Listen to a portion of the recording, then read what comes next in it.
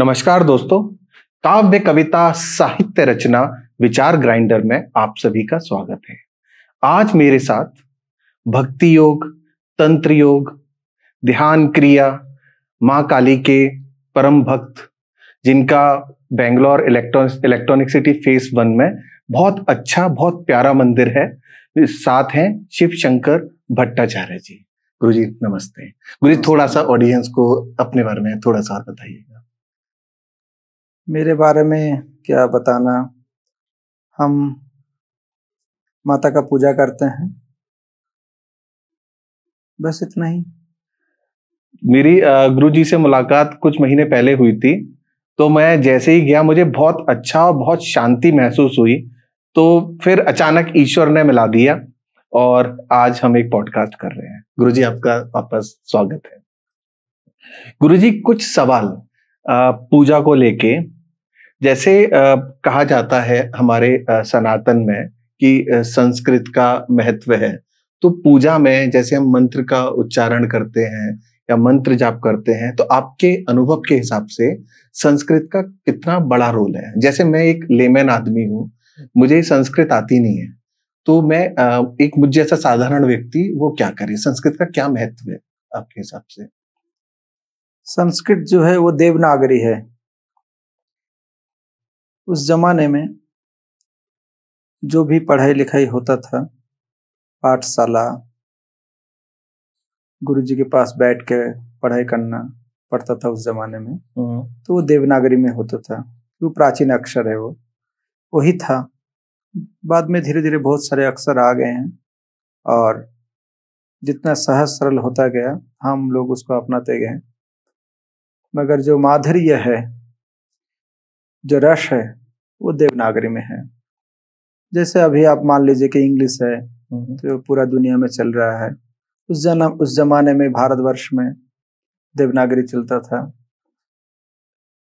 मान लीजिए कि बंगाल का कोई आदमी है, वो दक्षिण में आया, बंगाल का भाषा उसको आता है, दक्षिण का भाषा नहीं आता है, मगर वो पढ़ाई किया, संस्कृत उसको आता है। तो उस जमाने में यहाँ आने से यहाँ भी कोई मिल जाते थे जिनको संस्कृत आता है, क्योंकि पूजा पाठ जो भी है वो संस्कृत में है। तो ऐसे ही उस जमाने में एक दूसरे से हम लोग जुड़े रहते थे संस्कृत के माध्यम से।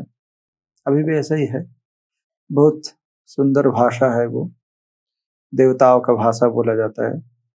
और अभी तो ये भी प्रूफ कर दिया गया है कि वो कंप्यूटर वगैरह में वो बहुत अच्छा उसका उपयोग है। उसका इतना अच्छा उपयोग है कि दूसरा भाषा उसके मामले में कुछ भी नहीं है। और जैसे गुरुजी मैंने एक नोटिस किया था, जैसे ध्यान पे बैठे थे, तो जैसे हमारे यहाँ जप योग हो गया या हमारे यहाँ नाद योग हो गया, जिसमें नाद में ध्वनि का रूप लेते हैं। तो मैं जैसे चैंटिंग कर रहा था, तो लम लम लम करके तो मुझे मूलाधार पे एक वाइब्रेशन फील हुई। तो कहने का मतलब ये कि ये ला की जगह मैं आ बोल दूं तो वो नहीं हो रही, मगर उस पर्टिकुलर मंत्र में ही हो रही है। तो आपका मतलब उसमें आपकी क्या राय है उस चीज में? आपके थोड़ा सा बताइएगा। देखिए, अभी जो लोग कंप्यूटर साइंस पढ़ते हैं, एआई, आर्टिफिशियल इंटेलिजेंस, उससे आगे भी और भी जाएगा। ये लोग कोडिंग करते हैं, कुछ बनाते हैं।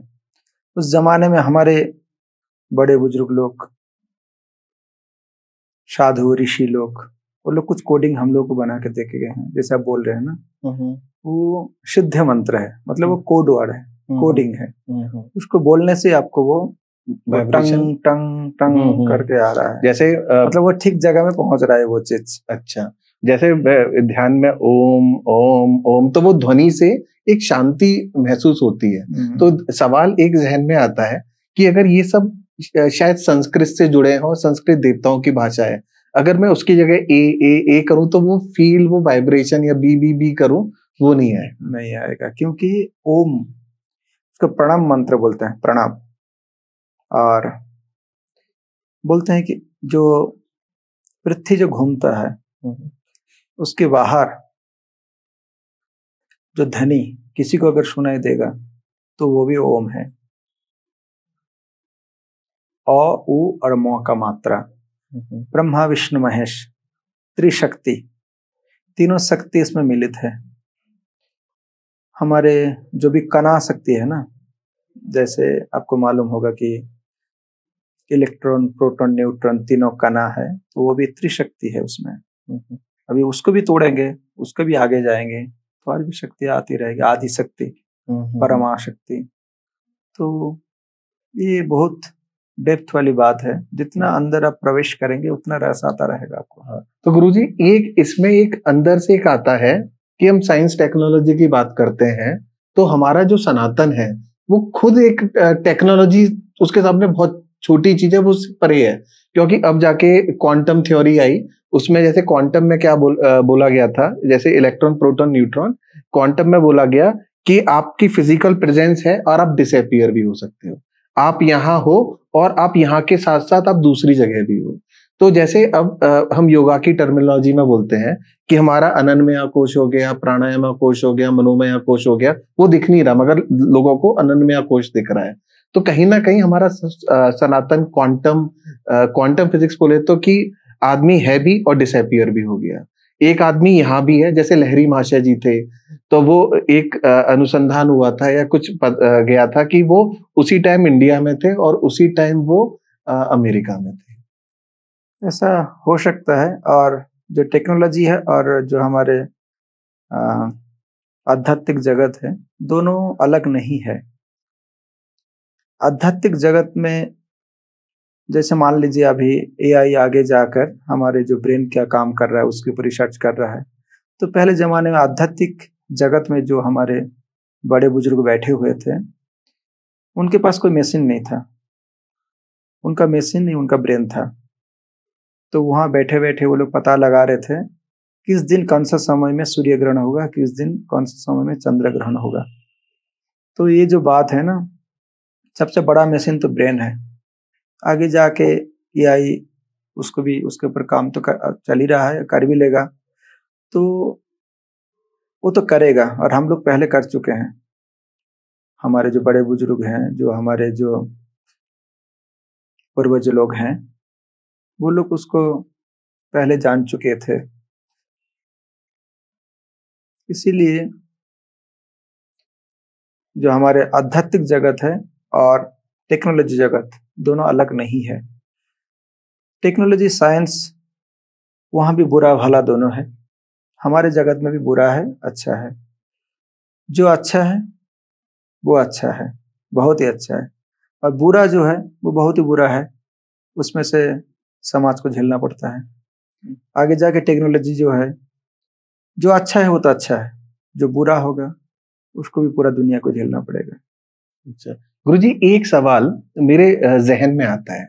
मैं जैसे प्राणायाम करता था, तो मैंने जब प्राणायाम को पढ़ा, की पुस्तकें पढ़ी, हठयोगा की पुस्तकें पढ़ी, तो फाइनली ऑब्जेक्टिव था कि शिवोहम शिवोहम, मतलब हमको इसका मतलब योगा का मतलब चित्त वृत्ति निरोधा, कि हम सारे विचारों को रोक लें। तो हमारे लिए एक योग, हमारा एक रास्ता आ गया, जहां पतंजलि योग सूत्र आ गए।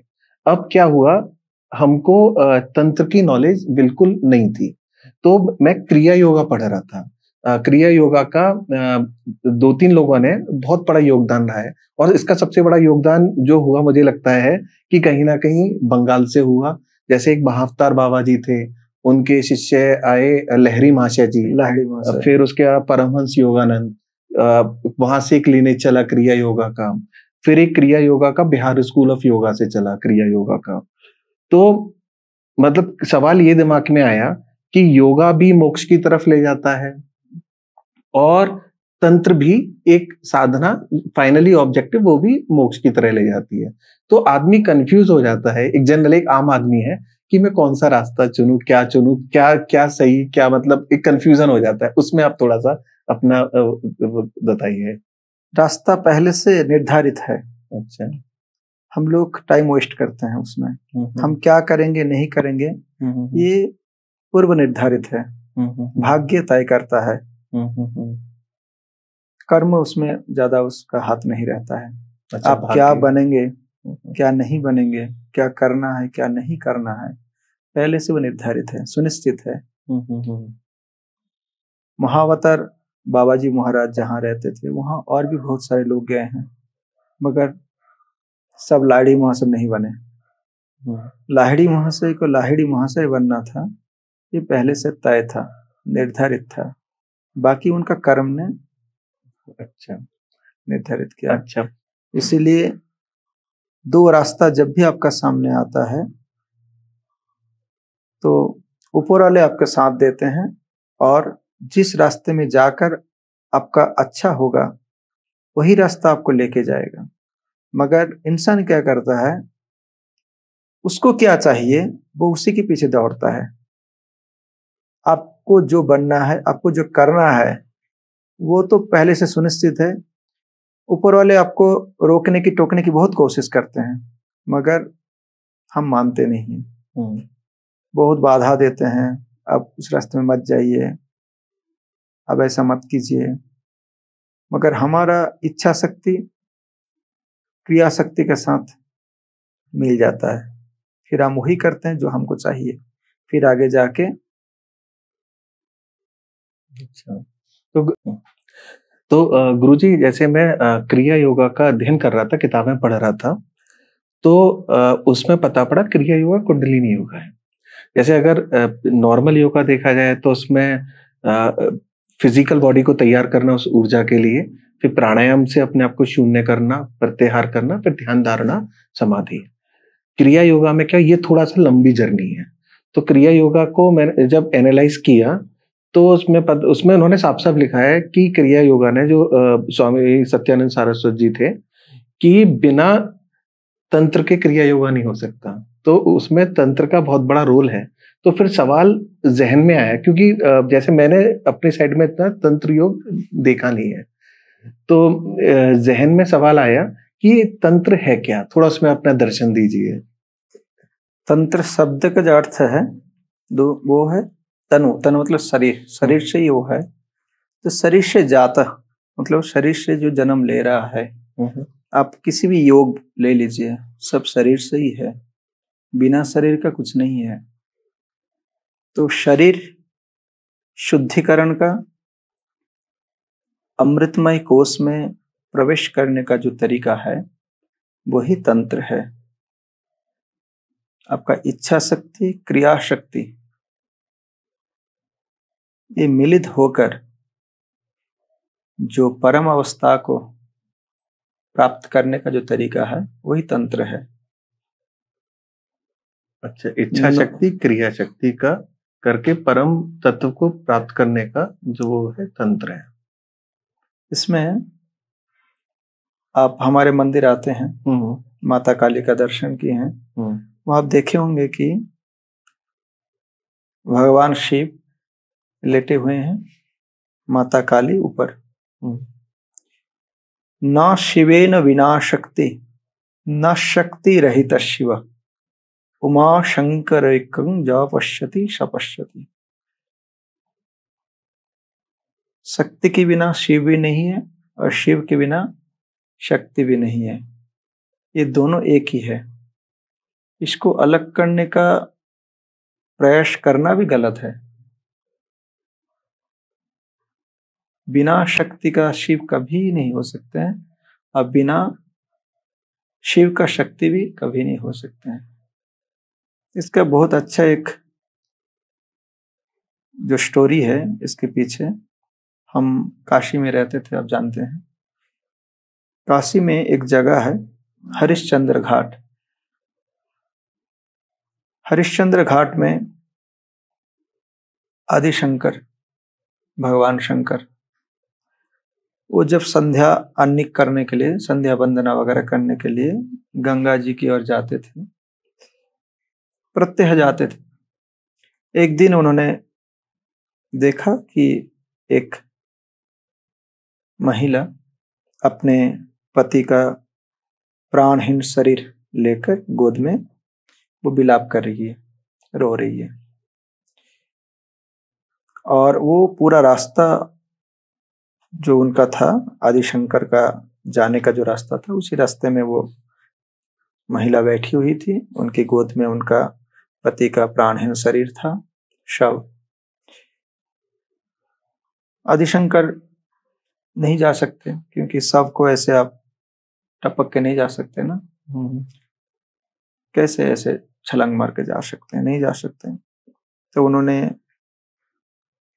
बोला, माता आप थोड़ा हट जाइए, मुझे थोड़ा रास्ता दीजिए, मैं गंगा जी में आह्निक करने के लिए जा रहा हूँ, संध्या वंदना करना है मुझे। तब माता ने कोई उत्तर नहीं दिया।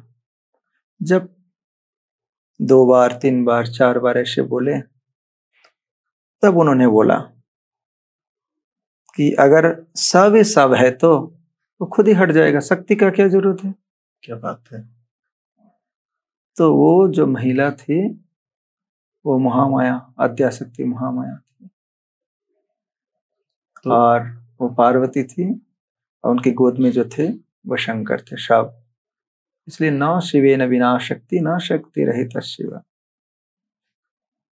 ये जो आपका लाइट जल रहा है, इसमें भी त्रिशक्ति है। इसमें से एक अगर आप नहीं देंगे तो लाइट नहीं जलेगा। बहुत अच्छा आपने डिस्क्राइब किया, बहुत अच्छा लगा। तो यहाँ गुरुजी के दिमाग में आया, जैसे आपने बताया इलेक्ट्रॉन, प्रोटॉन, न्यूट्रॉन, तो ऐसे ही हम जैसे अध्यात्म की फिलॉसफी में हम पुरुष और प्रकृति लेते हैं। तो पुरुष कह सकते हैं कि शिव है, और प्रकृति कह सकते हैं शक्ति माँ है। दोनों का साथ होके ही जीवन चलेगा। अच्छा, अब यहाँ मैंने एक चीज देखी है, जो ज्यादातर हठ योगी होते हैं या जो ध्यान क्रिया की तरफ जाते हैं, तो बोलते हैं सब मोह माया है, ये उनकी फिलॉसफी होती है ज्यादातर। मगर कि लग्जरी भी माया है, मगर लग्जरी देखा जाए तो माया के साथ साथ एक शक्ति भी है। अगर आज हम पे पैसा नहीं है तो हम ध्यान क्रिया पूजा भी नहीं कर पाएंगे। तो वहां थोड़ा सा आप थोड़ा सा दर्शकों को बताइएगा कि लोग जैसे भटक जाते हैं कि पैसा कमाना कोई बुरी बात नहीं है, एक लग्जरी में थोड़ा सा रहना कोई बुरी बात नहीं है, मगर हाँ उसका एक मिसयूज ना किया जाए। अभी ये जरूरत के हिसाब से, जैसे 4 चीज है, धर्म, अर्थ, काम, मोक्ष। आपको ऐसा लोग मिल जाएंगे, इस चारों में से एक की उनकी जरूरत नहीं है, बाकी तीनों की जरूरत है। किसी को भी ले लीजिए, चारों में से किसी ना किसी एक को उनको नहीं चाहिए, बाकी तीनों के लिए उनका बहुत ज्यादा रहता है। तो जिनका नहीं है उनके लिए तो वो तृप्त है। जिसको पैसा नहीं चाहिए, मुझे पैसा नहीं चाहिए, मगर उनको बाकी सब चाहिए। धर्म चाहिए, वो धार्मिक है। अर्थ चाहिए, काम चाहिए। कोई को बोलता मोक्ष से मुझे लेना देना नहीं है, मुझे मोक्ष नहीं चाहिए, बाकी तीनों चाहिए मुझे। ज्यादातर लोगों को मोक्ष की कोई परिभाषा मालूम नहीं है, क्या मोक्ष है, मोक्ष चाहिए कि नहीं चाहिए, इसके ऊपर उनको वो सोचते भी नहीं है, और इससे दूर ही रहते हैं ज्यादातर। किसी किसी का ये कहना है कि मोक्ष लेके क्या करेंगे, भगवान खुद ही 10 अवतार में यहाँ आते हैं, बार बार आना जाना उनका भी लगा हुआ है। इतना सुंदर दुनिया है, हम भी चाहेंगे बार बार आने के लिए, मोक्ष लेके क्या करेंगे हम। ऐसे बहुत लोगों का कहना है, मगर जिनको मालूम है कि रश, वो बोलते नहीं मुझे मोक्ष चाहिए, मुझे मोक्ष प्राप्ति होना चाहिए। तो गुरुजी एक है ना, यहाँ में विज्ञान और अपना अध्यात्म और तंत्र तीनों को मिला के, कि जैसे हम ध्यान करते हैं तो ध्यान करने में एक अवस्था आती है, एक स्वाभाविक रूप से नशा आता है, कि एक नशा आता है, बहुत अच्छा नशा आता है, और उसमें हमारा दिमाग शून्य हो जाता है, ना हम कुछ अच्छा सोच रहे ना बुरा सोच रहे।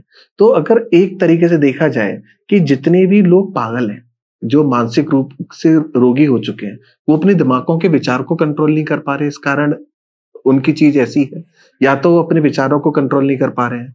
तो अगर एक आम इंसान ध्यान करे, क्रिया करे, पूजा करे, भक्ति करे, तंत्र करे, तो अपने मानसिक को संतुलन रखेगा, तो कहीं ना कहीं वो डिप्रेशन का, एंजाइटी का, और ये बड़े बड़े यूनिवर्सिटीज में इन सब पे रिसर्च भी हुई है।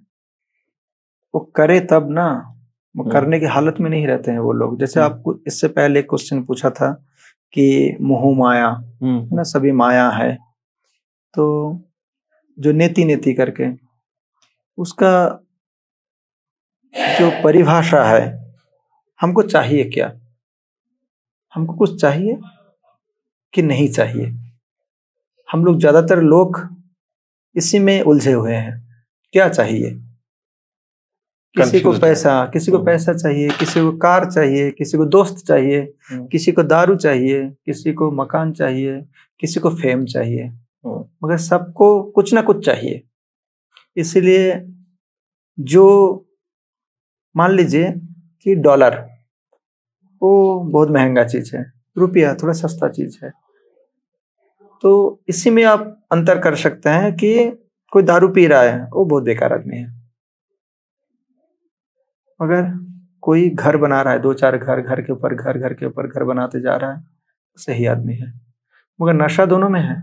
सही बात है, बिल्कुल सही। किसी को पैसे की नशा, किसी को पैसे का नशा है, तो किसी को दारू का नशा है, और आगे जाकर और दूसरा नशा भी है, बहुत सारे नशा है। तो सभी नशा में आता है, ये भी पागल है, वो भी पागल है, पागल सभी हैं। मगर इसीलिए कहाँ रुकना चाहिए वो जानना है।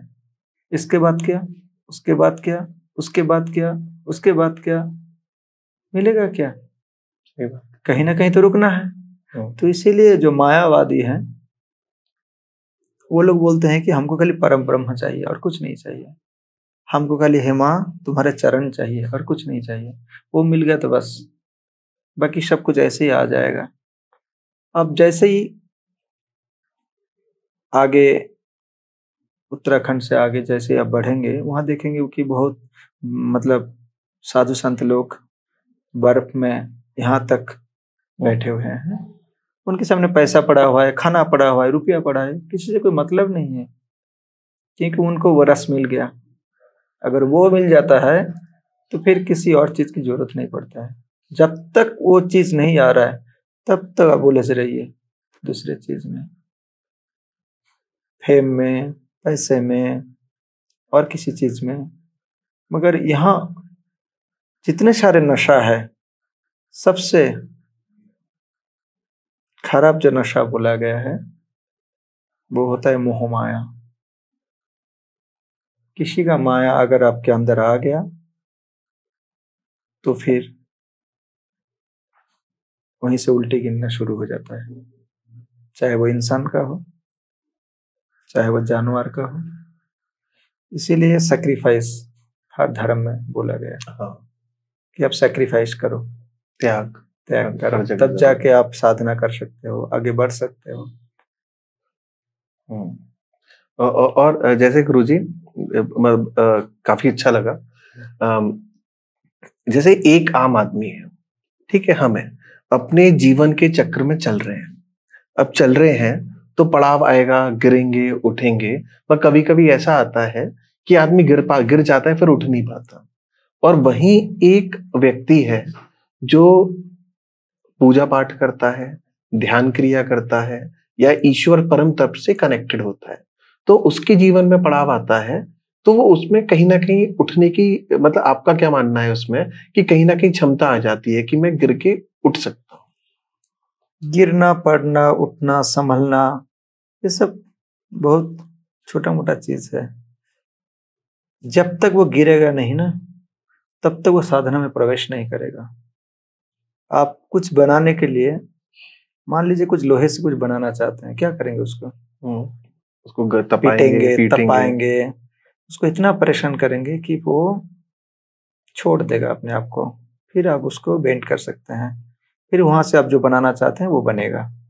इसीलिए जितने भी आप संत महात्मा ले लीजिए, वो पहले वैसे ही उनको गलाया गया है, पीटा गया है। एक पत्थर का मूर्ति भी जब बनाते हैं ना, तो भी वो वहां आपको छन्नी से उसको कितना अच्छा उदाहरण देना पड़ता है, तब जाके वो मूर्ति बनता है, तब जाके वो सुंदर। कितना उसके ऊपर पीटा जाता है, कितना उसकी थोड़ा करके निकाला जाता है, निखार आता है, फिर जाके तब जाके बनता है। इसलिए वो गिरना, संभलना, उठना, पड़ना, जीरो होना, जीरो से फिर शुरुआत करना, फिर जीरो होना, फिर शुरुआत करना, तब जाके वो आदमी में दम रहता है। और उससे फिर कॉन्फिडेंस भी आएगा कि छोटी मोटी परेशानी आम जीवन में भी वो बड़ी नहीं लगेंगी। अच्छा गुरुजी, एक आता है जैसे हम पूजा पाठ करते हैं, तो जहाँ एक तंत्र की बात आ जाती है, तो एक आम इंसान के अंदर एक डर पैदा हो जाता है। जो मैंने नोटिस किया है कि भूत प्रेत कुछ ना लग जाए, कुछ गलत क्रिया ना हो गई हो, कि आदमी गलत क्रिया से कुछ उल्टी सीधी चीज ना हो जाए। तो आपके अनुभव से, आपने अपने जीव आप तंत्र के एक्सपर्ट हो, तो आपने ऐसे लोगों को देखा है कि आपकी उसके बीच में क्या विचार है? तंत्र शक्ति जो है ना, ये जैसे लोग जानते हैं वैसा नहीं है। मान लीजिए हम लोग जिंदा हैं, तो हमारे अंदर जो शक्ति है वो पॉजिटिव है। मगर जिंदा इंसान कब जला जाते हैं, जब जला देते हैं तो वो निष्क्रिय हो जाता है, नेगेटिव शक्ति हो जाता है। भूत प्रेत को हम लोगों से डरना चाहिए। हम लोग भूत प्रेत से क्यों डरेंगे? समझ रहे हैं? ये पूरा साइंस है।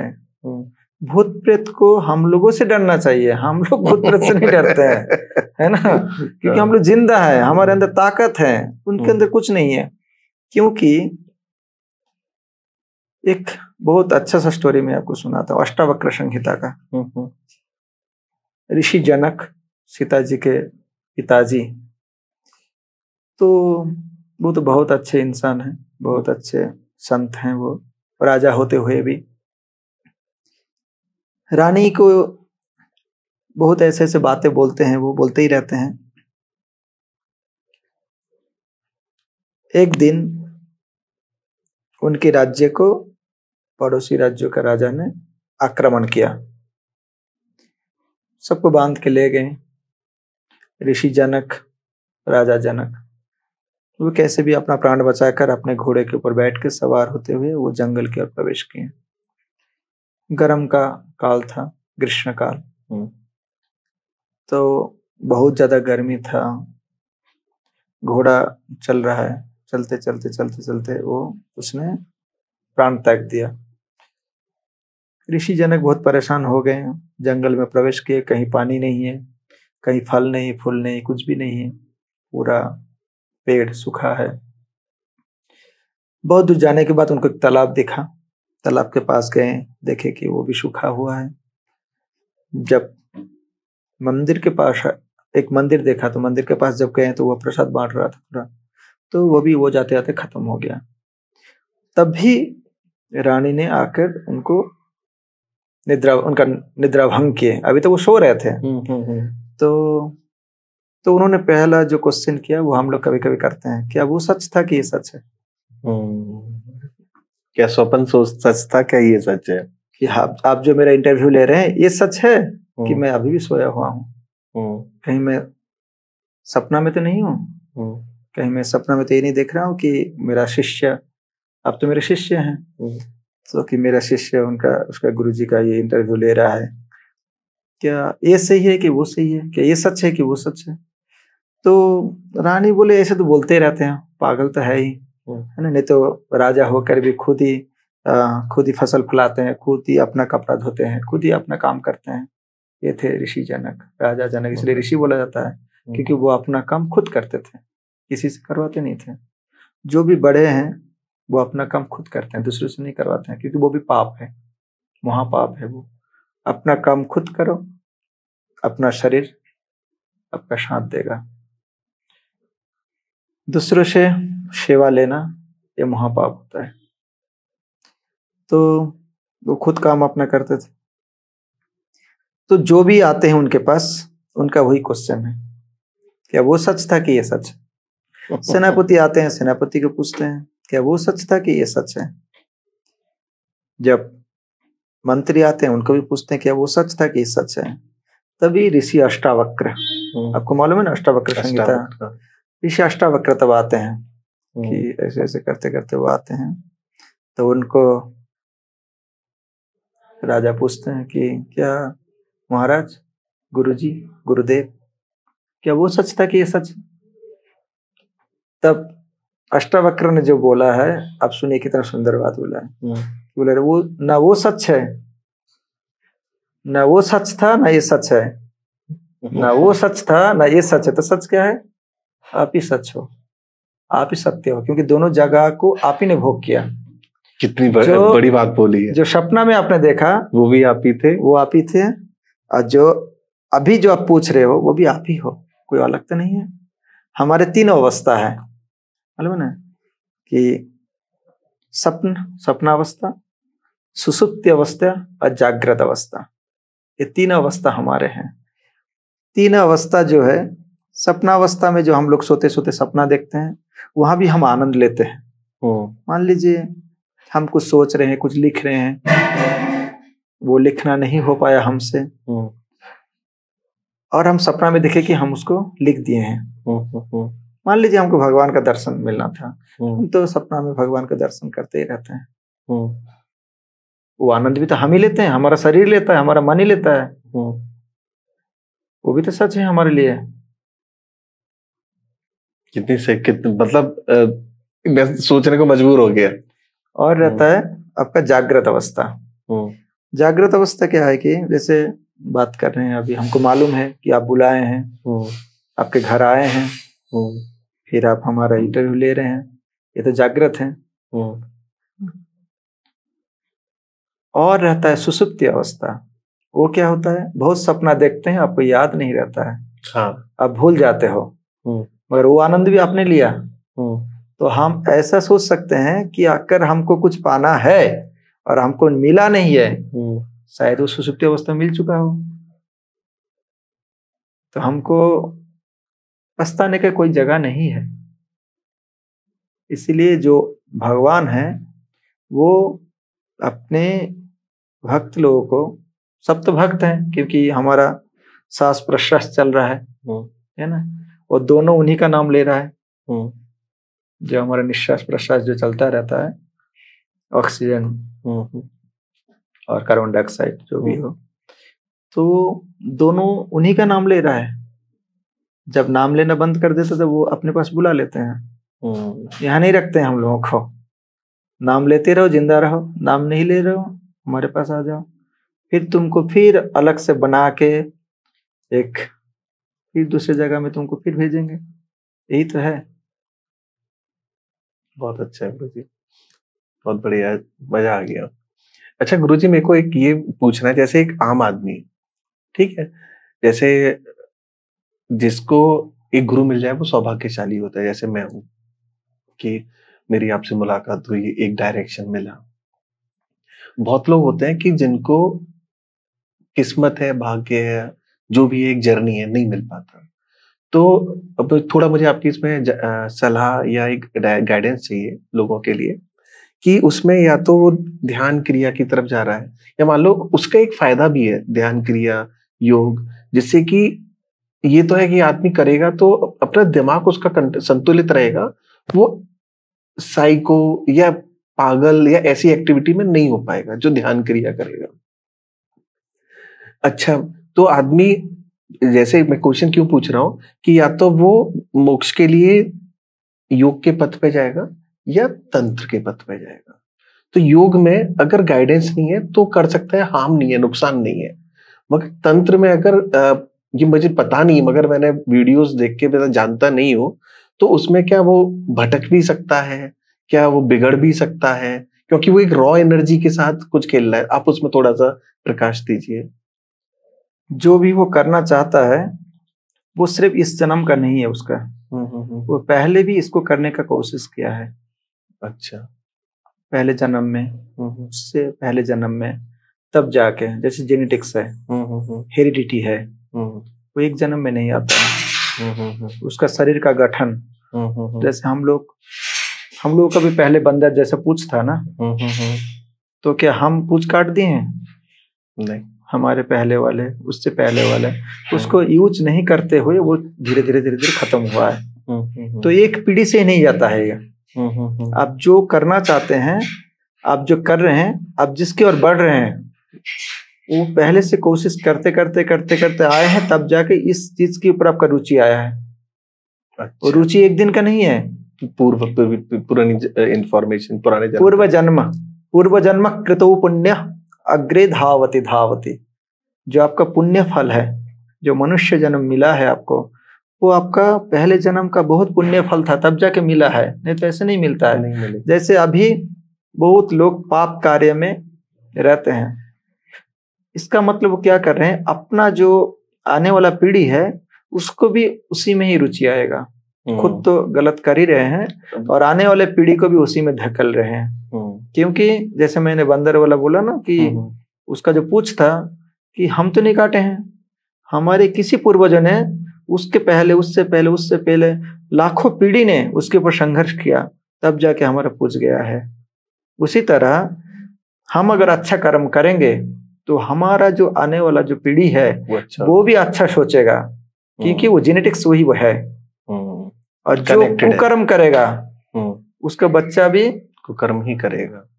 ऐसा नहीं बोलने के करेगा, मगर प्रोबेबिलिटी बढ़ जाएगी और ज्यादा बढ़ जाएगी। उसको बहुत संघर्ष करना पड़ेगा, वो बहुत मेहनत करना पड़ेगा उसके लिए। अगर मैं कुछ अच्छा करता हूँ तो मेरा आने वाला पीढ़ी को उतना संघर्ष नहीं करना पड़ेगा, क्योंकि उसका जो इंस्टिंक्ट रहेगा ना अंदर का, जो एक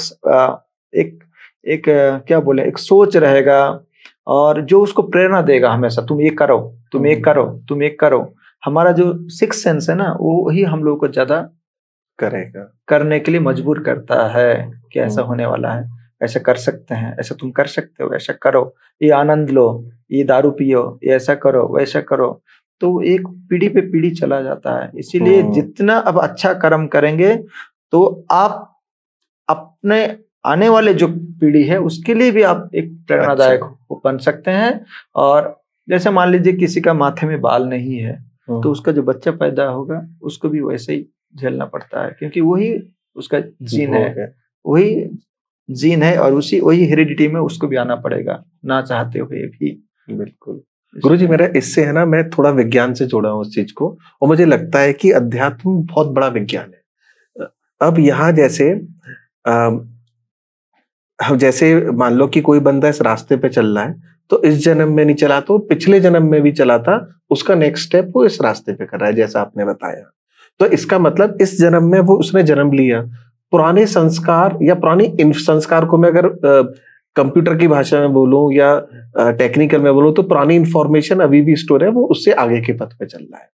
ठीक है, अब यहाँ थोड़ा सा रिलेट करना, हम कैसेट में डेटा भरते हैं या सीडी में भरते हैं, तो मैग्नेट में हम इंफॉर्मेशन को स्टोर करते हैं, मैग्नेटिक फील्ड में या मैग्नेट में।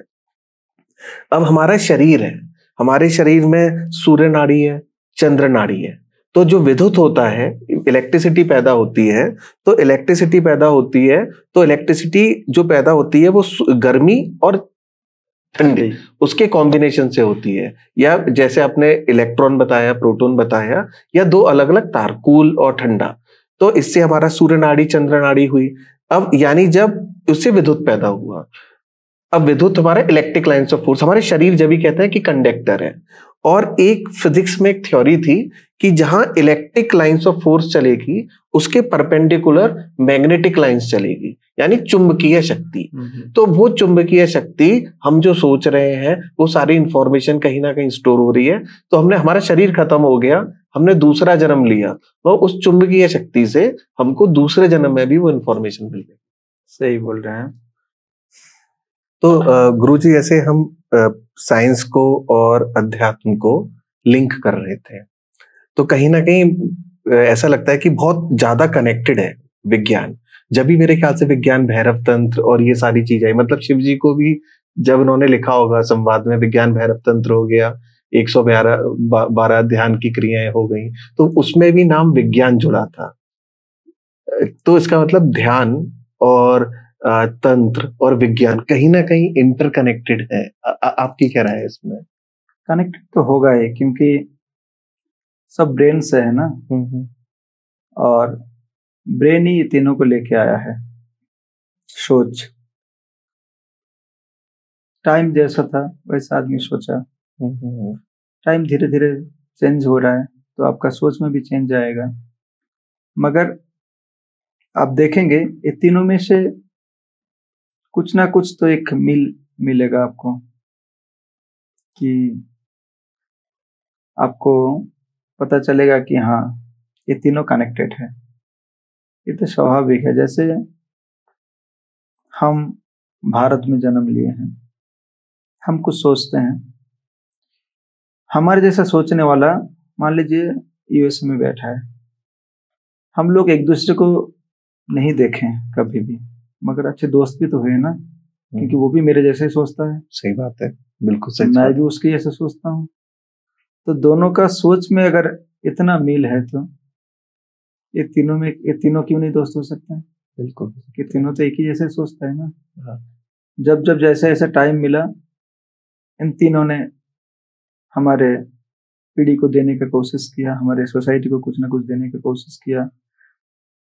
ये हो सकता है कि जैसे जैसे सोसाइटी चेंज हुआ, हम हमारे पूर्वजों को भूल गए। वो गलत था, हम सही हैं, हम गलत थे, वो सही हैं, कंपेयर करने में लग गए। और यही शायद जात पात को लेके, कास्ट को लेके, मैं धर्म नहीं बोलूंगा क्योंकि लोगों ने धर्म की परिभाषा बदल दी है। धर्म तो बहुत बड़ी चीज है, मगर रिलीजन अलग है और धर्म अलग है।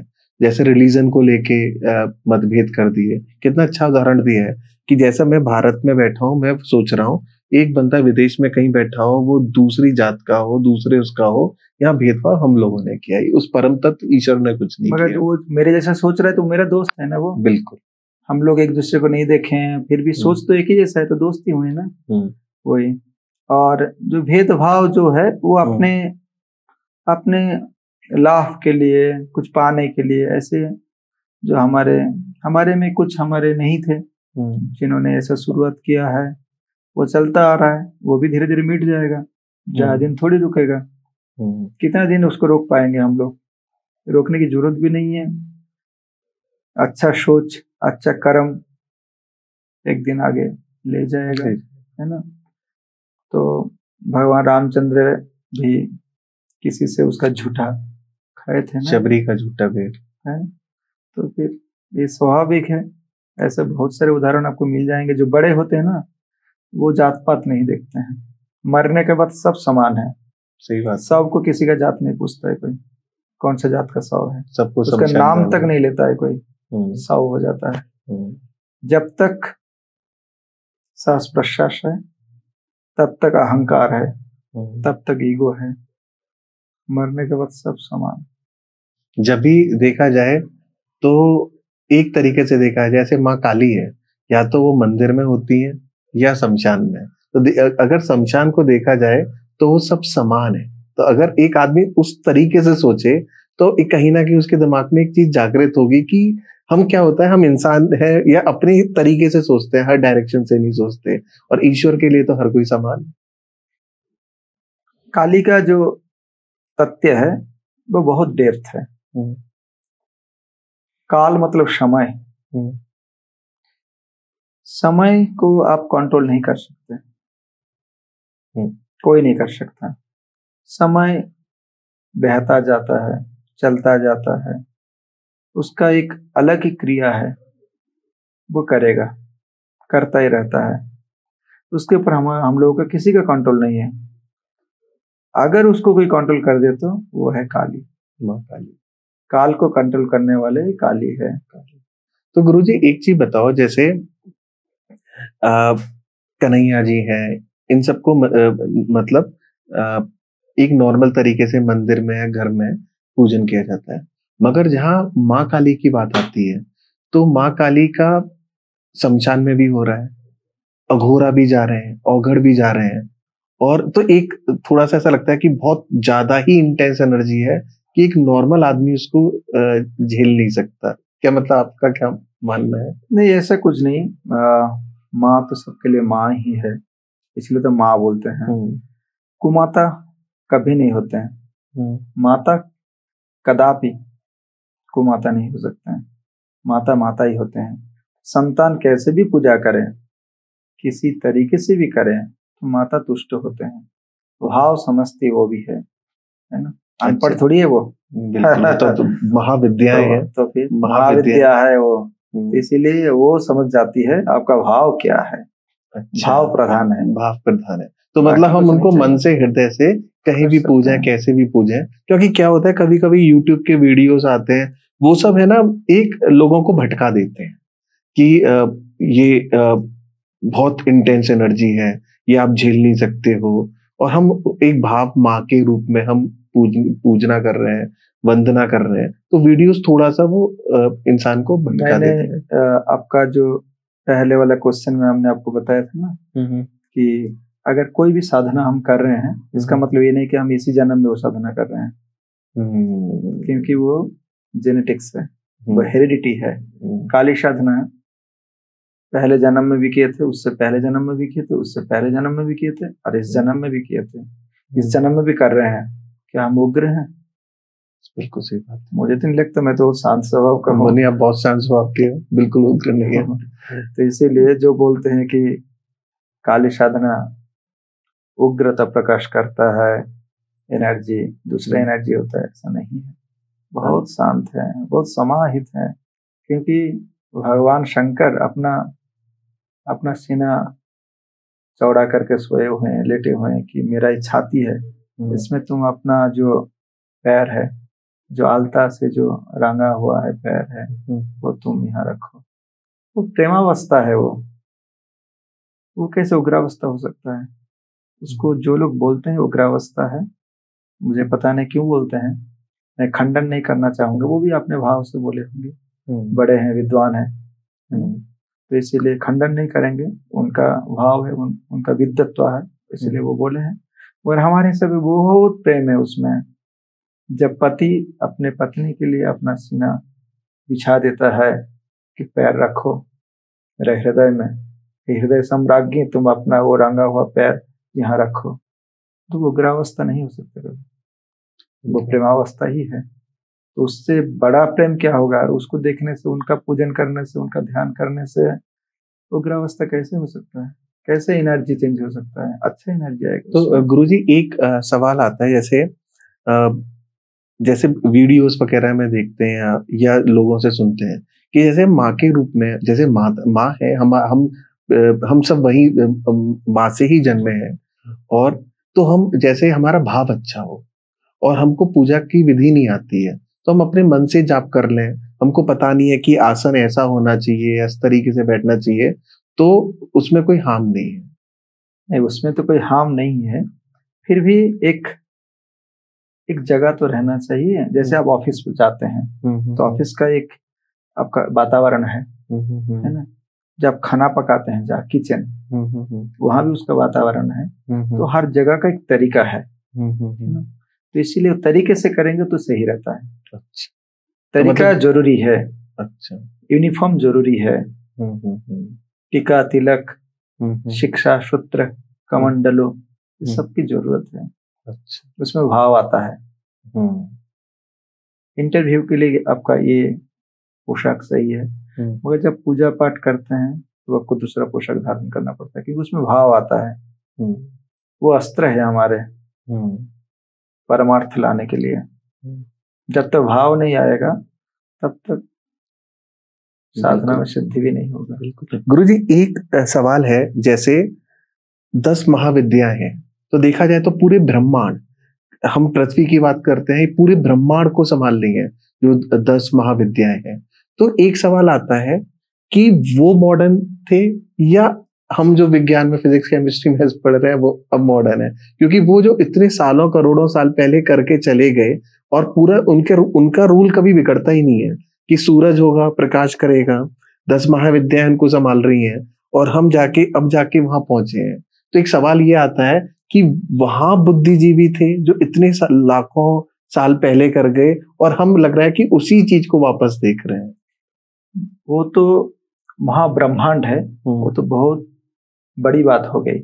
छोटी बात मान लीजिए आपका शरीर, मुखमंडल, जिस क्रिएटर ने हम लोगों को बनाया, मुंह के ऊपर ही नाक दिया, क्योंकि आप अगर कुछ खाएंगे तो स्मेल जाएगा, है ना। क्यों कान यहाँ नहीं दे सकते थे? बिल्कुल सही बात है। आंख यहाँ नहीं दे सकते थे, है ना। कान यहाँ दिया सुनने के लिए, मुंह यहाँ दिया, नाक यहाँ दिया। ये जिसने भी बनाया ना, कितना उसको दाद देना पड़ेगा आपको। बिल्कुल। अगर हमारे शरीर को इतने अच्छे से बना सकता है वो, इतना सोच के, उससे बड़ा साइंटिस्ट इसके अंदर क्यों बाल दिया? क्योंकि ये धूल ना घुस जाए अंदर, उसको बचाने के लिए। कितना अच्छा तरीका है, बारीक इंजीनियर, कितना बड़ा इंजीनियर है वो, कितने अच्छे सोच के बनाया। आंख के ऊपर दिया बाल, क्योंकि जब भी आपको कुछ प्रॉब्लम होगा आंख बंद कर लीजिए, पलक झपका लीजिए। तो गुरुजी माथा ठंडा रखने के लिए भी बाल दिया है। बिल्कुल। और ये तो गया आपका शरीर। आप मौसम की बात ले लीजिए, जब गर्मी रहता है तो ठंडा ठंडा सुमिष्ट फल देते हैं वो, आम, है ना। और जब ठंडे के समय में गर्मी वाला फल देते हैं, है ना। ये तो कुछ अलग ही चीज है, ईश्वर की शक्ति है। ये बिना शक्ति का तो कुछ हो ही नहीं सकता। कुछ नहीं हो सकता। और आप और ऊपर जाएंगे, सौरमंडल ब्रह्मांड जो भी है, मान लीजिए इतना करोड़ों साल से हमारा ये धरती टिका हुआ है, कोई भी उल्का पिंड वगैरह कुछ भी आके खत्म कर सकता है, तुरंत खत्म कर सकता है इस दुनिया को। मतलब 1 मिनट नहीं लगेगा। कौन सा शक्ति है जो इतना बड़ा दुनिया को वो सारी शक्ति से बचा के रखा है? सही बात है। कभी भी हो सकता है ना। जैसे बना था इस दुनिया वैसे मिट भी सकता है तुरंत। हम लोग को क्या मालूम इस ब्रह्मांड में कहाँ कौन सा दुनिया बन रहा है, और हम कितना जानते हैं हम लोग? कुछ नहीं जानते। क्या मॉडर्न दुनिया, क्या ये दुनिया, क्या वो दुनिया, क्या फर्क पड़ता है? बस अपना जिंदगी जियो, जिस कर्म करने के लिए आए हो अच्छा कर्म करो। जैसे मैंने बताया ना कि जो हम कर रहे हैं 1 जन्म का फल नहीं है, ये बहुत जन्म का फल है। हमारे पीढ़ी पर पीढ़ी हमको भी उस पीढ़ी को सिखाना पड़ेगा कि अच्छे कर्म करो जितना हो सके, नहीं तो बुरे बनते जाओगे तो दुनिया बुरा बन जाएगा, क्योंकि सब बुरे बनेंगे। सही बात है। वो बहुत सारा आप देखे होंगे ऐसा, बहुत सारा रक्तबीज जानते हैं ना, कि रक्तबीज जो था वो एक असुर था। उसका शरीर का एक बिंदु रक्त अगर भूमि में पतित होता है तो उसके ऐसा बलवीर्य विक्रम वाला एक दूसरा पैदा हो जाता है। ये कितना खतरनाक चीज है कि हम ही लोग हैं रक्तबीज। टाइम के हिसाब से हम जैसे सोचेंगे हमारा आने वाला पीढ़ी वैसे ही सोचेगा। हम रक्तबीज को जन्म देते जाएंगे अगर हम बुरा करेंगे तो उसको कौन मारेगा? धीरे धीरे धीरे धीरे डिस्ट्रॉय होते जाएगा। कौन करेगा डिस्ट्रॉय? करने वाला भी कोई नहीं, क्योंकि और रक्तबीज पैदा करने वाले हमारे बाजू में बैठे हुए हैं। इस बाजू में बैठे हुए सारे और रक्तबीज। कितना अच्छा उदाहरण दिया है। कौन किसको मारेगा? इसीलिए अच्छे कर्म करो, शुभ कर्म करो। तुम्हारे हेरिडिटी जो आएगा, जिससे वो जन्म लेगा, वो अच्छा सोचेगा, वो अच्छा कर्म करेगा, अच्छा फल देगा, कुछ ना कुछ अच्छा करके जाएगा। तो अच्छा करने वाले और बढ़ेंगे। हम ही से शुरुआत करना है। इस दुनिया को अगर कुछ अच्छा बनाना है तो पेड़ लगाओ, पौधा लगाओ, मतलब कुछ अच्छा करो इस दुनिया के लिए। मैं बोल रहा था ना कि कुछ ही देर में ये दुनिया खत्म हो सकता है, मगर नहीं होता है। क्यों नहीं होता है? आप ओम का शक्ति ले रहे थे ना, क्योंकि जो घूम रहा है ना उसकी बाहर ये शक्ति ही इसको बचा के रखा है। इसीलिए इसके और कोई भी आता है तो खत्म हो जाता है। कितना अच्छी बात बताई है, बहुत सुंदर। वायुमंडल, सौरमंडल, ये मंडल, वो मंडल, कुछ भी मंडल ले लीजिए आप, सभी का एक ही काम है।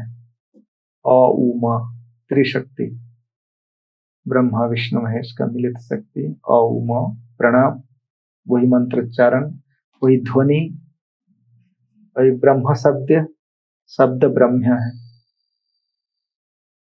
तो उसको तोड़ नहीं सकता। इसलिए पृथ्वी कभी खत्म नहीं होगा, क्योंकि वो जो ध्वनि है वही वो चल रहा है, वो घूम रहा है लट्टू जैसे। लट्टू जैसे देखे ना, लट्टू घुमाते हैं तो यहाँ बिल्कुल। तो यहाँ गुरुजी एक चीज आती है कि ओम आया, हमने संस्कृत में पढ़ा, तो जैसे ध्वनि है, पहले ध्वनि एक दूसरे से डिस्कस करी जाती थी, अब उन्होंने उसको ध्वनि को लिख दिया संस्कृत के फॉर्म में। तो ये सोचो, संस्कृत गुरुजी, ऐसा लगता है कि संस्कृत एक भाषा से ऊपर है, ध्वनि विज्ञान भी है। क्यों? जो ओम है वो परम है। अच्छा गुरुजी, एक चीज मुझे और कुछ सवाल पूछने हैं थोड़ा सा ऑडियंस को। जैसे 10 महाविद्याएं हैं, उनका क्या क्या कार्य है, क्या है मतलब बेसिकली? जैसे काली माँ है, तारा माता है, थोड़ा सा उनके बारे में प्रकाश डालिए। दश महाविद्या जो विषय है बहुत गुप्त रखा जाता है। अच्छा। वो ऐसे सबके सामने नहीं बोल सकते हैं, क्योंकि वो गुरु का आदेश भी है, वो गुप्त है, गोपनीय है। अच्छा। थोड़ा संक्षिप्त में बोल देते हैं कि कालितारा महाविद्या षोडशी भुवनेश्वरी भैरवी छिन्नमस्ता च विद्या धूमावती तथा वगला सिद्ध विद्या च मातंगी कमलात्मिका एतादश महाविद्या सिद्ध विद्या प्रकृतिता। ये सिद्ध विद्या है, आद्याशक्ति महामाया का रूप है। ये जो रूप है, इस रूप में ये जो हमारे नवग्रह है, ये सबका आराध्य देवी है। ये 10 महाविद्या एक एक, जैसे शनि का हो गए ग्रहराज शनि, उनका हो गए दक्षिण कालिका, राहु का छिन्नमस्ता, मंगल का बगलामुखी, ऐसे आराध्य देवी हैं। तो जितने नवग्रह हैं, इनको शांत रखने के लिए ये ग्रह पूजा करने के बाद ये 10 महाविद्या में जिस जिस विद्या का जिनके ऊपर अधिदेवता है उनका पूजन होता है।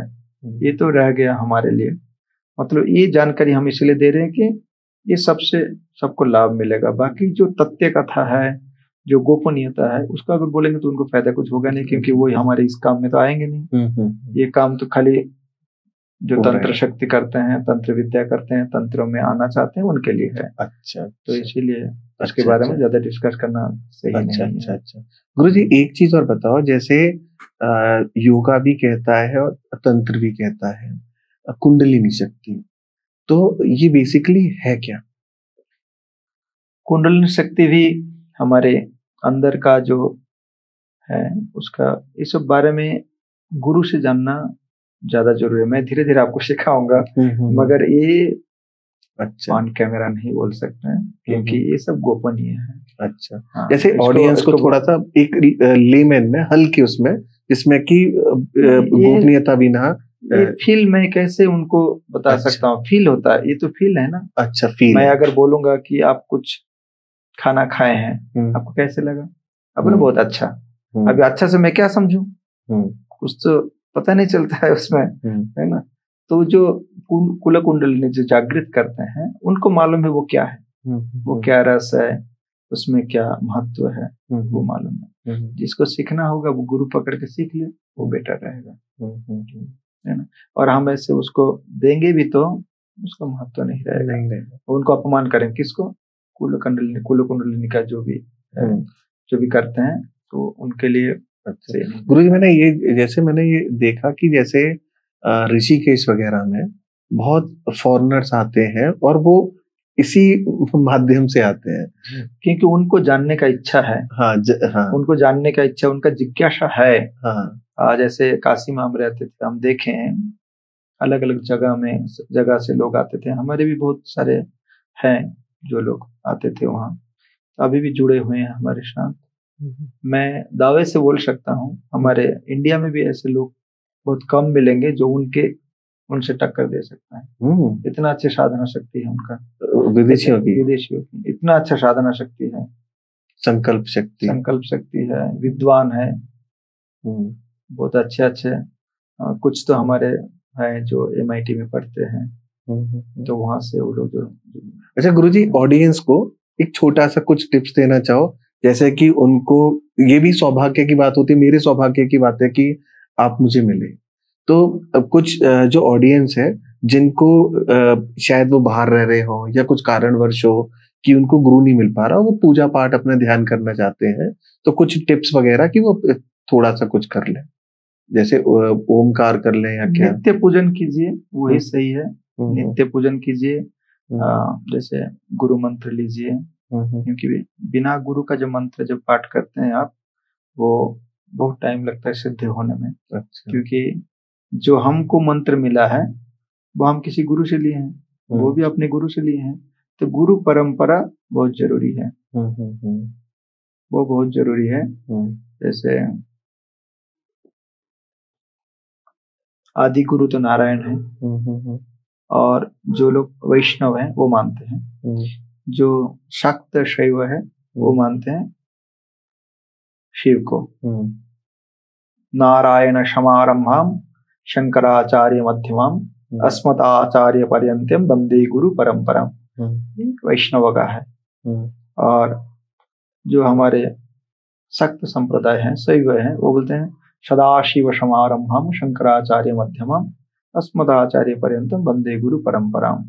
तो जो हमारे जो शंभु सदाशिव हैं भगवान, हम तो उन्हीं को मानते हैं, जबकि दोनों एक ही हैं। विष्णु और शिव एक ही हैं, अलग तो कुछ है नहीं। दोनों का स्वभाव है, दोनों मित्र हैं। किसी का भी नाम लो, क्या फर्क पड़ता है, मगर तरीका सही होना चाहिए, भाव सही होना चाहिए, प्रेम होना चाहिए। तो उसी से, और आदि शंकर जो है, शंकर परंपरा से हम हैं।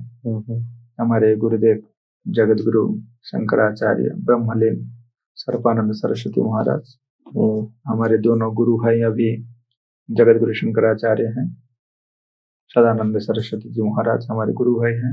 अभी मुक्तेश्वरानंद सरस्वती महाराज हमारे गुरु हैं। दोनों शंकराचार्य हैं, बहुत बड़े विद्वान हैं, बहुत अच्छे हैं। जो लोग लेना चाहते हैं उनसे भी जाकर दीक्षा ग्रहण कर सकते हैं, बहुत अच्छा है। गुरु जी, कुछ समय पहले पापा को कोविड हुआ। तो कोविड में हमको इतना पता था कि लंग्स को बचाना है। तो मैं जैसे प्राणायाम ध्यान ये करता हूँ। तो पापा की उम्र 75 साल थी, अब 78 के टाइम है। तो ज्यादा भस्त्रिका करा दिया तो शरीर में प्रॉब्लम आ जाए, तो डर भी लगता था। और पहले पापा को डेली ड्रिंक की आदत थी, ड्रिंक करने की लगभग। तो उसका मतलब लंग्स की प्रोबेबिलिटी ज्यादा हुई खराब होने की। अब कोविड हुआ, अच्छा बॉडी सेंसिटिव, उस टाइम इतना ट्रीटमेंट भी नहीं था, ये वायरस कैसे म्यूटेट हो रहा है। तो सुबह उठ के मैं इनको कम से कम डेली 3-4 घंटे में पापा को भस्त्रिका प्राणायाम, इनहेल एक्सहेल, जोर से सांस लेना छोड़ना अपनी उसके हिसाब से, क्योंकि लंग्स फाइब्रोसिस, लंग्स में इन्फेक्शन, ये सब चीज ना हो। तो ऐसे ट्राई करते रहे। उस टाइम आदमी ट्राई का ही ऑप्शन था। तो गुरुजी, जब हमने पापा का 2 या 3 बार, एक बार मेरे होम टाउन में CT स्कैन हुआ, 2 बार 7-8 दिन के लिए हॉस्पिटल में एडमिट थे। जब एडमिट थे तो ये सीन था, गुरुजी पापा यहाँ एडमिट है, यहाँ का आदमी गया, डेथ, यहाँ के आदमी की डेथ। मतलब ऐसा लग रहा था मैं 1 घंटे में डेली 3 या 4, 1 घंटे के अंदर 2-3 डेड बॉडी में डेली देख रहा था। तो घबराहट भी थी, डर भी था। मगर उससे पहले जब 10-12 दिन, कुछ दिन कोविड में हॉस्पिटल एडमिट से पहले घर में थे, तो पापा को मैं प्राणायाम कराता था। तो गुरुजी, मैंने ये देखा 3 बार CT स्कैन हुआ पापा का, और तीनों बार लंग्स इन्फेक्शन 0, बिल्कुल 0 लंग्स इन्फेक्शन, लंग्स एकदम स्वस्थ। तो मेरा योग की तरफ थोड़ा भाव और बढ़ा। मगर गुरुजी, यहां मैं आपकी राय जानना चाहूंगा कि जैसे मेडिकल साइंस वाले होते हैं, बोलते हैं स्पेरोमीटर यूज करो, एक फूंक मारने का डिवाइस होता है जिससे कि बॉल ऊपर नीचे होगी। सेम हमारा भस्त्रिका है, तो उसको मेडिकल अप्रूव कर रहा है, और भस्त्रिका उससे ज्यादा इम्पैक्टफुल काम कर रही है, उसको मेडिकल अप्रूव नहीं कर रहा। तो यहां लगता है कि अगर योग के रिसर्च सेंटर जुड़े होते, मेडिकल कॉलेज उस योग से इंटीग्रेटेड होते, कम से कम एक्सपेरिमेंट होता, तो शायद एक अच्छी नई विज्ञान बन जाए। और हमारा योग जब लोगों को फायदा होगा तो लोग ऑटोमेटिक बिलीव करेंगे। तो गुरुजी, आपकी क्या राय है इस चीज के बारे में? देखिए, किसी किसी को जब ब्रेन ट्यूमर वगैरह भी होता है ना, तो ऐसे फूंक मारने के लिए भी बोलते हैं। हमारे पहले से फूंक मारने का प्रथा था, शंख बजाकर। अगर वो रहता तो ये सब की जरूरत नहीं पड़ता। शंख बजाने से भी यही सेम काम होता है, एक ही काम होता है शंख में फूंक मारने से। मगर उसको तो अंधविश्वास, कुसंस्कार ऐसा बोल के उसको दूर कर दिए। मगर अभी एक कुछ बना के बोले ना, स्पेरोमीटर, और ये सब स्पेरोमीटर जो ऊपर नीचे करता है, मगर ये सही है, वो गलत हो गया। क्योंकि कुछ संस्था इसके पीछे काम कर रहा है। जो हमारे विरासत है उसको तोड़ो, नालंदा यूनिवर्सिटी को जला दिया, उसको खत्म करो, और उसके बदले में जितना हो सके हमको लेजी बना दो, हमको पीछे धकल दो, हमको और पीछे कर दो। जैसे आपने बोला कि योग का एक कुछ होना चाहिए जहाँ संग्रहशाला, अनुसंधान केंद्र, अनुसंधान केंद्र मतलब रिसर्च सेंटर, ये सब होना चाहिए। कर सकता है, ज्यादा कोई बड़ी बात नहीं है। इतना बड़ा देश है हमारा, 2-4 बिल्डिंग बनाने में क्या फर्क पड़ता है। सही बात। हमारे जो नवा पीढ़ी है वो विदेश क्या देखने जाते हैं, वही ग्लास का बिल्डिंग ही तो देखने जाते हैं। वो 200 तल्ला 150 तल्ला सबसे ऊंची बिल्डिंग, वही देखने तो जाते हैं। और क्या देखने जाते हैं उन लोग को? वही तो देखना है। वहाँ बर्गर खाते हैं, पिज्जा खाते हैं, कोई टेस्ट नहीं है, कुछ भी नहीं, उनको वही अच्छा लगता है। हमारे यहाँ 50 व्यंजन का बात है ना। खाना देते हैं तो 50 तो कटोरी रहता है भर भर के, उससे इनको इंटरेस्ट नहीं आता है अभी। 2 ब्रेड के अंदर 2-4 क्या बताएं, है ना। तो वो सब खा के ये लोग को खुश रहना है, खुश नहीं रहना है, दिखाना है, दिखावा, शो ऑफ, तो वही करना है इनको और कुछ नहीं। हमारे देश पहले भी सबसे ऊपर था, अभी भी है। जितना भी धकेलो वो नहीं जाएगा, क्योंकि पीढ़ी दर पीढ़ी हम लोगों ने इसके ऊपर काम किया और करते रहेंगे। और मेंटली हम लोग बहुत स्ट्रांग हैं। आपके पापा का उदाहरण दिया, वही पापा जब आप लोग छोटे थे सुबह उठते थे 6 बजे, उससे भी पहले उठ जाते थे। जैसे पंछी उठता था, सूरज उगता था, उठ जाते थे। डेली बाजार जाते थे, बाजार में सब्जी लता वगैरह लेके आते, आपकी मम्मी को देते थे। मम्मी वहीं से खाना वगैरह बना के 8:30-9 बजे के अंदर आप लोग स्कूल भेज देते थे। 4 बजे आप लोग आते थे, उससे पहले बाकी काम आपका पापा का हो जाता था। फिर स्कूल से आपको लाना, एक डेली रूटीन वो उसको मेंटेन करते थे। अभी क्या होता है, कौन करता है? स्कूल बस आता है, बच्चे को लेके जाता है, कहाँ वो जुड़ा, कुछ नहीं, लगाव नहीं है। और बच्चे लोगों के साथ एक लगाव नहीं है। बिल्कुल सही कहा गुरुजी। बच्चे जब स्कूल जाते हैं पापा सोए रहते हैं, क्योंकि वो भी बेचारा पट्टा गले में डाला हुआ है, 24 घंटा काम करता है। बिल्कुल सही कह रहे हो। जिंदगी कहाँ है? बिल्कुल। और ऊपर से 2-4 एप्लीकेशन दे दिया है, बैठे बैठे देख लेता है, घर में सब्जी आ जाता है। जब आपके पापा सब्जी भर के लाते थे ना, अगर आप लोग जाके देख दौड़ते थे, क्या लेके आए पापा, क्या लेके आए पापा। अब पहले से पता रहता है क्या आने वाला है घर में, कौन सा क्या लेके आ रहा है। क्यूरियोसिटी खत्म हो गया, टेस्ट खत्म हो गया, क्या बचा है फिर? और वो 10 दिन पुराना सामान भी आ रहा है उसमें, वो तो और बीमारी का कारण है। वो कौन सा दुनिया दे रहा है? क्यों इसको टीम नहीं बना सकते हैं? इतना बड़ा बड़ा IIT है, इतना सारा IIT है, वहां से उठाओ ना अच्छे बच्चे को, टीम बनाओ, टीम बना के दो ना उसको काम। यही बच्चे लोग हमारे बाहर जाके काम करते हैं, विदेश जाके काम करते हैं, वहां रोड बनाते हैं, वहां हॉस्पिटल बनाते हैं, वहां बड़ा बड़ा IT हब बनाते हैं। सही बात है। अगर इन लोगों को दिया जाए ना सही से, ये लोग एक ही दिन में पूरा हमारे भारत को चेंज कर देंगे। और 3 महीने में 4 टाइम स्क्वायर यहाँ ही होगा, 4 यूनियन स्क्वायर भी यहाँ होगा। तो जैसे कुछ मैंने निकाला कि जैसे हम ध्यान करते हैं तो pineal gland, pituitary gland activate होता है।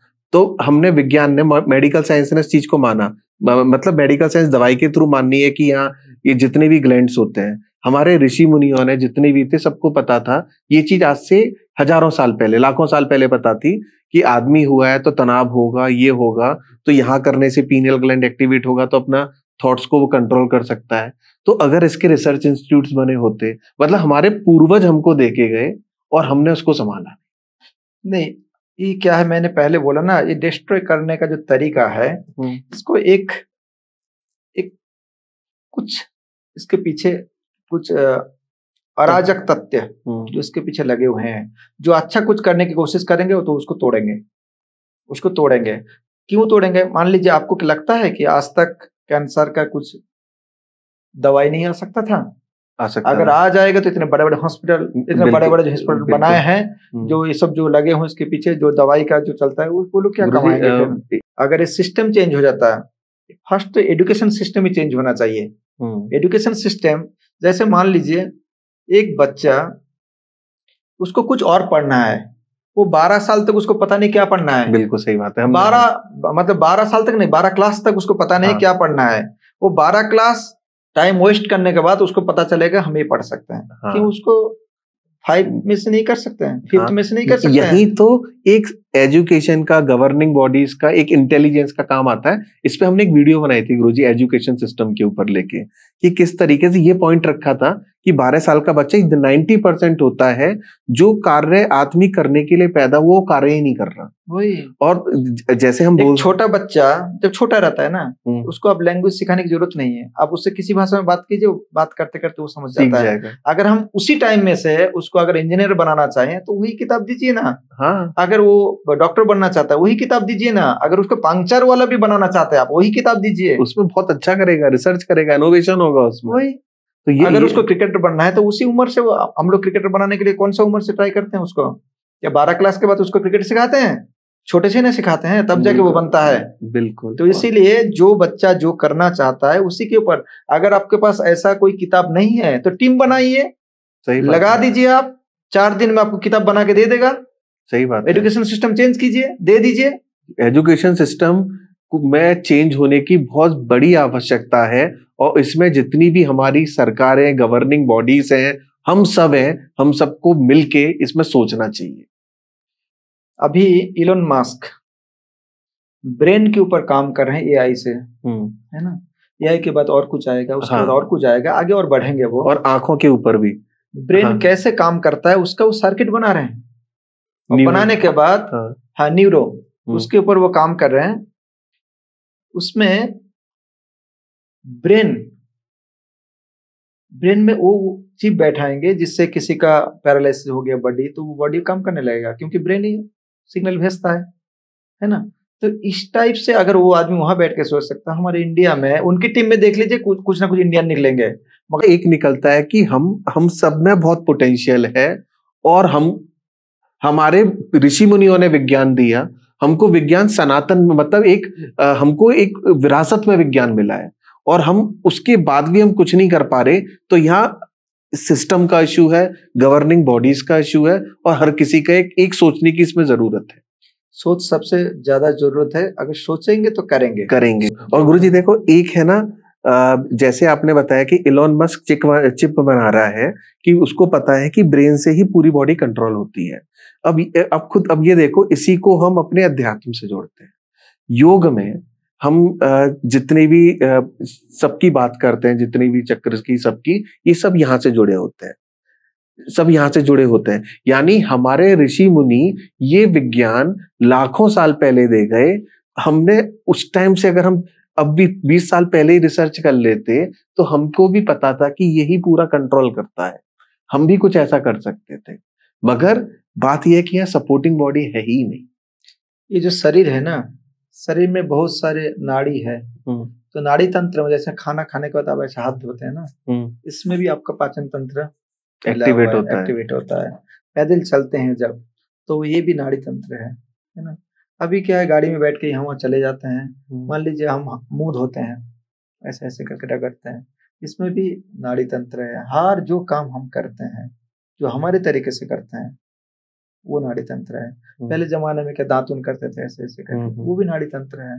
तो हर चीज जो पुराना था वो सही था, और उसमें रिसर्च होती तो कितना बोलने के लिए हम पीछे नहीं होंगे। हम भी बोलेंगे पुराना हर जो काम हमको कराते थे वो सही था। अभी जो नए तरीके से कांटा चामच से खाना, मुंह नहीं धोना, पूछ लेना, ये सब क्या होता है, दांत सड़ा देता है ना। तो बहुत कुछ इसमें होता है। ये सभ्यता नहीं है, असभ्यता है। सही बात है। और हम लोग जो इसको जो फॉलो करता है, कॉपी करता है, कॉपी कैट, तो बहुत गलत करते हैं। ऐसा नहीं करना चाहिए। हमारे देश आगे, पहले भी आगे था। जब वो लोग झोपड़ी वगैरह में रहते थे, हम लोग यहाँ बड़े बड़े सोने की चिड़िया कहा जाता था भारत। सब बड़े बड़े सब बना के यहाँ बैठे हुए थे। इतना बड़े बड़े अट्टालिका था। हमारे घर छोटा होता था, मंदिर बहुत बड़ा होता था। सही बात। हमारे जमाने में कितना ऑर्गेनाइज, साइंटिफिक वे में स्ट्रक्चर्ड होता था। जैसे एक ये हुआ था, जो यूरोपियन कंट्रीज में वो बनते हैं, पिरामिड बनते हैं, वो ट्रायंगुलर शेप में होते हैं, जिससे कि ट्रायंगुलर शेप में ऊर्जा जल्दी उसको पकड़ती है। जो पिरामिड वगैरह होते थे, हमारे मंदिर आज से हजारों साल पहले, मतलब कितना बड़ा विज्ञान था। और अगर वही रिसर्च होती या चीजें होती तो हम भी सुपर पावर हो सकते थे, हम भी चिप बना सकते थे, हम भी आर्टिफिशियल इंटेलिजेंस जो चल रहा है। आर्टिफिशियल इंटेलिजेंस क्या है कि जैसा मैं सोचता हूं, मैंने एक मशीन को ट्रेन कर दिया, उसी तरीके से मशीन को ट्रेन कर दिया तो वो एआई हो गया। तो ये विज्ञान जो है, ऐसा नहीं है कि हम नहीं कर सकते, मगर एक रिसर्च इंस्टीट्यूट नहीं है। जितनी भी आईटी में, टेक्नोलॉजी में प्रोग्रामिंग लैंग्वेजेस बनी, उसमें सब हमने बाहर की यूज की है, कुछ बनाई नहीं है। बल्कि लोगों के अंदर इतना इंटेलिजेंस है कि बना सकते हैं, मगर उसके लिए अनुसंधान केंद्र चाहिए। विदेश में क्या होता है गुरुजी, कोई टेक्नोलॉजी होती है तो कॉलेज और कंपनी का रिलेशन होता है। यहाँ कॉलेज और कंपनी का कोई लिंक नहीं होता रिसर्च के लिए। और गवर्नमेंट, जैसे इलॉन मस्क ने एआई लेकर आए, या चैट जीपीटी या ओपन एआई लेकर आए, तो गवर्नमेंट ने वहां रिसर्च पे लोग सपोर्ट करते हैं, गवर्नमेंट सपोर्ट करती है। यहाँ कंपनीज हैं, कर सकती हैं, मगर एक सरकार का, एक संस्थान का एक सपोर्ट फ्रेमवर्क चाहिए, जिससे कि सपोर्ट और रिसर्च होगा। एग्रीकल्चर पे रिसर्च हो, बीमारियों पे, कैंसर जैसे आपने बताया उस पे रिसर्च हो। और एक जर्मन में किसी ने बोला था गुरुजी कि दवाइयां हैं कैंसर का ट्रीटमेंट, अभी भी कीमोथेरेपी जानबूझ के दे रहे हैं, और वो जो कि बहुत पेनफुल प्रोसेस है, उसका भी ऑल्टरनेट है, मगर उससे रेवेन्यू नहीं जनरेट होता। देखिए, हमारे गवर्नमेंट को जो इंटेलेक्चुअल है ना, उसके लिए उनका पूरा दायित्व लेके, खाना पीना से लेके रहने का जो व्यवस्था है, सब कुछ गवर्नमेंट को करना चाहिए। पहले राजा लोग करते थे, मुनि लोगों को रखते थे। मुनि लोगों का क्या काम था, वो लोग जंगल में बैठते थे, साधना करते थे और अपना छठी इंद्रिय से सब जान जाते थे। क्योंकि हमारा जो ज्ञान चक्षु है, जो हम लोग जो सिक्स सेंस जिसको बोलते हैं, आज्ञा चक्र, कॉन्शस माइंड और सबकॉन्शस माइंड को दोनों वो एक करते थे, उससे वो सब कुछ जान जाते थे। और जान के वो बोल देते थे कि ऐसे दिन में, ऐसा समय में सूर्य ग्रहण होगा, चंद्र ग्रहण होगा। ऐसा जैसे हम लोग अभी फोन में देख लेते हैं कि कब क्या होने वाला है, कुछ बोल देता है ना, आज बारिश होने वाला है, तूफान होने वाला प्रेडिक्शन दे देता है। तो पहले जमाने में वो लोग बैठ के बोल सकते, उनके पास कुछ यंत्रपाति नहीं था, कुछ मशीन नहीं था, कुछ भी नहीं था। वो लोग ऐसे बैठ के अपने, उनका दिमाग की मशीन था, और उसको भरण पोषण कौन करते थे, राजा करते थे। और राजा ऐसे करते थे कि वो लोग आ जाए तो राजा अपना सिंहासन छोड़ देते थे, क्योंकि ज्ञान सबसे बड़ी है, ज्ञान का मर्यादा सबसे ऊपर है। इतने बड़े बड़े इंस्टीट्यूट है, वहां से एक टीम काम करके कुछ अच्छे लोगों को उठा के एक टीम बना सकते हैं ना। बिल्कुल, टीम बना के इस देश के लिए क्या अच्छा है, भाई तुम ब्रिज बनाओ, भाई तुम रोड बनाओ, तुम अच्छा साइंस बनाओ। नहीं, जो सिस्टम चल रहा है, थोड़ा सा अलग सोचो, एक टीम को काम करने दो ना अपने तरीके से। जैसे मैंने पहले बोला कि पहले जमाने में राजा लोग जो थे ना, जो ज्ञान के जो चर्चा करते थे, जैसे मुनि ऋषि लोग, उनका भरण पोषण देते थे। अभी इस जमाने में ऐसा नहीं है, और बहुत काट छाट होता है। जैसे मान लीजिए बड़ा बड़ा इंस्टीट्यूट है, रिसर्च सेंटर है, वहाँ जो अच्छे अच्छे बच्चे काम कर रहे हैं, इसके ऊपर ध्यान देने के लिए एक टीम चाहिए, और टीम सही तरीके से काम करना चाहिए। अगर ऐसा करता तो हमारे जो बच्चे जो बाहर जा रहे हैं, विदेश जा रहे हैं, वहाँ जाके वो लोग अपना घर में झाड़ू पोछा बर्तन सब करते हैं, खाने को भी सही से नहीं मिलता है ना। क्यों जाते हैं वहाँ, किस चीज के देखने के लिए? पैसा तो यहाँ भी है, पैसा यहाँ भी है, वहाँ ज्यादा पैसा जैसे वहाँ है वैसे पैसा निकल भी तो जाता है, वहाँ भी तो टैक्स भी भरना पड़ता है, वो सब है। हमारा देश भी तो उतना नहीं है ना, क्योंकि वहाँ आजादी है काम करने का, आजादी है। उसको प्रोजेक्ट दे दिया जाता है कि भाई खत्म करके दो जल्दी जल्दी, उसके बीच में कोई रोकता नहीं है। और यहाँ बेफालतू ज्यादा बात करने वाले ज्यादा हैं। गुरुजी, आपसे आज बहुत अच्छी बातें हुई, बहुत नॉलेज मिला, बहुत ज्ञान की बातें हुई, और लगता है कि दर्शकों को भी ये बहुत सौभाग्य होता है कि जब एक गुरु और उनसे ज्ञान मिल जाए। हम बहुत सौभाग्यशाली हैं कि हम भारत भूमि पर जन्म लिए, हमें एक अच्छे गुरुजन मिले, संत महात्मा मिले। तो गुरुजी आपका बहुत बहुत धन्यवाद, हृदय से धन्यवाद। और ऐसे ही मिलते रहेंगे और कुछ ना कुछ लोगों को संदेश देते रहेंगे। आप लोग भी खुश रहिए, पूजा पाठ में रुचि रखिए, कुछ अच्छा करने का कोशिश कीजिए। टाइम सबके पास बहुत कम है। इस दुनिया में हम लोग जो आए हैं बहुत कम समय लेके आए हैं। दोबारा आएंगे तो जरूर, मगर किस रूप में आएंगे हम लोग को मालूम नहीं, क्योंकि 84 लाख से जोनी भ्रमण करने के बाद ये मनुष्य जन्म हम लोग को मिलता है। और उसमें भी अगर हम टाइम वेस्ट करेंगे तो फिर कोई फायदा नहीं है इतने अच्छे जन्म का। इसलिए जो भी करना चाहते हैं, जैसे इन्होंने हमको क्या प्रश्न पूछना था मोबाइल में लिख के लेके आए, वैसा आप एक कागज में लिख लीजिए, ये 5 साल ये करेंगे, ये 5 साल ये करेंगे, ये 5 साल ये करेंगे, ऐसे लिखते रहिए और एक एक काम पूरा कीजिए। जैसे आप प्रोजेक्ट करते हैं ना, जैसे आप नौकरी करते हैं तो आपको भी ऐसे दिया जाता है, आप लिख के रखते हैं, वैसे लिखिए और एक एक टास्क पूरा कीजिए। ये दुनिया को देने के लिए आपके पास बहुत कुछ है और दे के जाइए। ये जो दुनिया है ये हमारा है और इसको हम सोने की दुनिया बनाएंगे। कितनी अच्छी बात। धन्यवाद। धन्यवाद, बहुत अच्छा लगा, धन्यवाद।